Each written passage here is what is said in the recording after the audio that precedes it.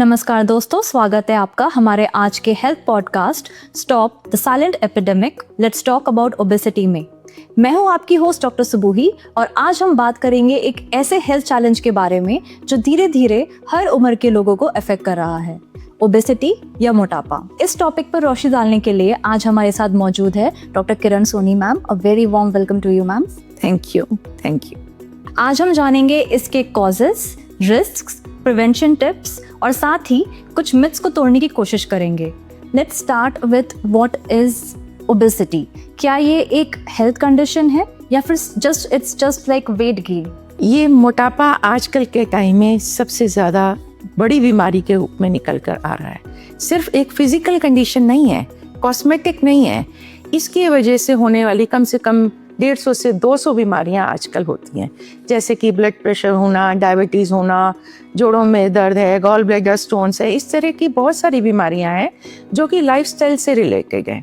तो ओबेसिटी एक physical condition नहीं है, इसके साथ बहुत सारी गहरी और बहुत सारे डिसीजेस जुड़ी हुई हैं, इसलिए इसको कवर करना और इसको ट्रीट करना बहुत ज़रूरी है। ओबेसिटी के रूट कॉजेस कौन से हैं? लाइफस्टाइल में ऐसे कौन से चेंजेस हैं जो ट्रिगर करते हैं वेट गेन को? बिल्कुल, बहुत ज़्यादा इम्पॉर्टेंट है। सबसे पहले अगर हम बात करें तो मोटापा अपने आप में है क्या? एक बेसिक सी डेफिनेशन से कहते हैं तो calorie consume and calorie burn. जितनी बच जाती हैं कैलोरीज वो फैट सेल में डिपॉजिट हो जाती हैं और मोटापा हो जाता है।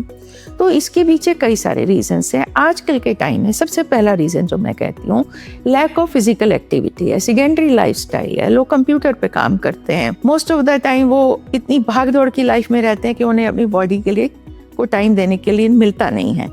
इसलिए फर्स्ट एंड फॉरमोस्ट थिंग है कि आप कम से कम 60 मिनट्स की फिजिकल एक्टिविटी रोज ज़रूर रखें।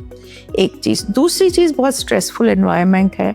सुबह से सोचना शुरू होते हैं अब ये करना, अब ये करना, अब ये करना, जिसकी वजह से स्ट्रेस हार्मोन रिलीज होता है और वो हमारे ब्लड में शुगर को बढ़ाता है, हमारे वेट गेन के लिए रिस्पॉन्सिबल रहता है। उसके बाद सबसे ज़्यादा इम्पॉर्टेंट जो है फास्ट फूड। जो हम कुक नहीं, घर में खाना कुक नहीं करते हैं, सीट पर बैठे हुए हैं, बाहर से चिप्स मंगवा लिए, कोला सोडा ड्रिंक्स मंगवा ली, फ्रूट जूसेस ले लिए, फास्ट फूड जो कि अपने आप में सॉल्ट एंड शुगर रिच होते हैं, फाइबर उनमें होता नहीं है। इस तरह की चीज़ें जो हैं वो बहुत रिस्पॉन्सिबल है वेट गेन के लिए। एंड उसके अलावा जो मैं बहुत इंपॉर्टेंट समझती हूँ चीज़ को, कि हमें खाना अपने सर्केडियन रिदम के हिसाब से खाना चाहिए। सनराइज के साथ खाना शुरू करो, सनसेट के साथ खाना बंद कर दो, तो आपका मेटाबॉलिज्म ठीक रहता है, वेट गेन के चांसेस मिनिमम रहते हैं। ये मेजर फैक्टर्स हैं। उसके साथ साथ स्क्रीन एक्सपोजर जो है वो बहुत बड़ा फैक्टर है। मोस्ट ऑफ द टाइम हम बैठ के काम करते हैं तो उसमें यही रह जाता है कि हाँ भाई अभी उठते हैं और वो पूरा टाइम उसी में निकल जाता है। उसकी वजह से फैट डिपॉजिट होता है जो कि मोटापा भी कॉज करता है और उसके साथ साथ हमारे शरीर में विसरल ऑर्गन्स में भी वो फैट चला जाता है, which is responsible for all lifestyle diseases. You see we are living in era of lifestyle diseases. जितनी भी परेशानियां हैं, ब्लड प्रेशर है, शुगर है, सब मोटापे की वजह से ही हैं। तो इसको अगर वेट रिड्यूस कर लेंगे तो इन सब बीमारियों से काफ़ी कुछ हम बच जाएंगे। मैम, मोटापे से सिर्फ अपीयरेंस चेंज होता है या फिर इसके पीछे मेजर हेल्थ इश्यूज भी हो जाते हैं? जैसे कि मैंने शुरू में कहा, मोटापा एक फिजिकल कंडीशन नहीं है। मोटापा is a disease in itself and it is the root cause of all lifestyle diseases like blood pressure, hypertension, diabetes, gall bladder stones, osteoarthritis, neurological issues, kidney diseases, heart diseases. ये सब का main cause जो है obesity या मोटापा ही है। इसको हम फिजिकल कंडीशन अब नहीं लेते हैं, ये बहुत बड़ी डिसीज की फॉर्म में है। इसको ट्रीट करने से बाकी सारी डिसीजेस को हम इजीली हैंडल कर सकते हैं। ओके मैम, ये सब जो चैलेंजेस है इनके लिए प्रिवेंशन टिप्स क्या हो सकते हैं? प्रिवेंशन टिप्स जैसे कि मैंने अभी आपसे कहा कि मॉर्निंग पूरे दिन में एटलीस्ट 60 मिनट्स की फिजिकल एक्टिविटी अपनी बॉडी को देना चाहिए। 30 मिनट्स थोड़ा योगा प्राणायाम करना बहुत ज़रूरी है, बिकॉज स्ट्रेसफुल लाइफ है तो मेडिटेशन आपको बहुत हेल्प करता है। आप 5 मिनट करें, 10 मिनट करें, ये चीज़ें आपके हार्मोन लेवल्स को रेगुलेट करने में बहुत हेल्प करती हैं। उसके अलावा आपको खाना पीना जो है, ब्रेकफास्ट अच्छा करना चाहिए, because you are breaking your fast of past 12 hours. तो ब्रेकफास्ट कंप्लीट होना चाहिए जो कि आपको पूरे दिन वर्क करने की एनर्जी दे देता है। उसके साथ साथ आप लंच एंड डिनर लीजिए जो कि उससे कम होना चाहिए। ऑफिस वालों को लंच टाइम में थोड़ा कार्ब को अवॉइड करना चाहिए, प्रोटीन एंड फाइबर पर फोकस करना चाहिए, जिससे उन्हें नींद भी नहीं आएगी और वेट गेन भी कम रहेगा।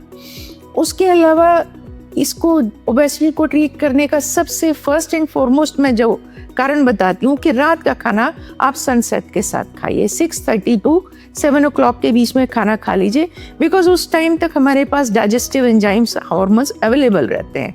उसके बाद स्लीप इंड्यूसिंग हार्मोन्स आ जाते हैं तो डाइजेशन वीक हो जाता है, जो कि वेट गेन, फास्टिंग, शुगर बढ़ने का और कोलेस्ट्रॉल बढ़ने का बहुत बड़ा रीज़न है अपने आप में। डाइटिंग को लेके काफ़ी मिसकंसेप्शंस होते हैं, आपके अकॉर्डिंग ऐसे कौन से मिथ्स है जो तोड़ने चाहिए अभी?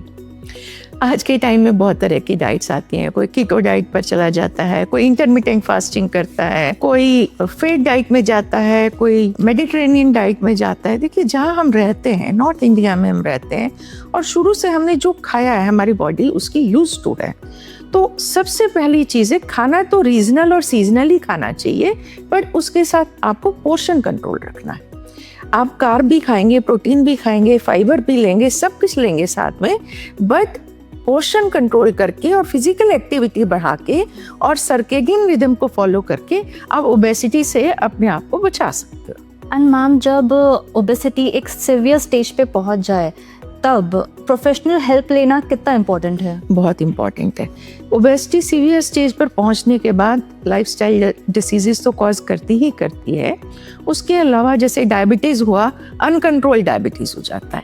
हमने देखा है कि यंगस्टर्स में ही आजकल, अभी भी हमने एक पेशेंट ट्रीट किया था जिसका मेटाबॉलिक सर्जरी हुई, बेरिएट्रिक सर्जरी हमने की और वो फॉलोअप में अभी भी आते हैं, बिकॉज उस टाइम उनका शुगर कंट्रोल में नहीं था, वेट बहुत ज़्यादा था, किसी भी तरीके से वो लाइफस्टाइल से उसको कंट्रोल नहीं कर पाते हैं, तब हम बेरिएट्रिक सर्जरी सजेस्ट करते हैं। बट हमेशा पहले ट्रीटमेंट हमारा कंजर्वेटिव रहता है, विच इज़ लाइफस्टाइल, और अगर सर्जरी भी करते हैं उसके बाद भी हमें कंजर्वेटिव को तो अडॉप्ट करना ही पड़ता है।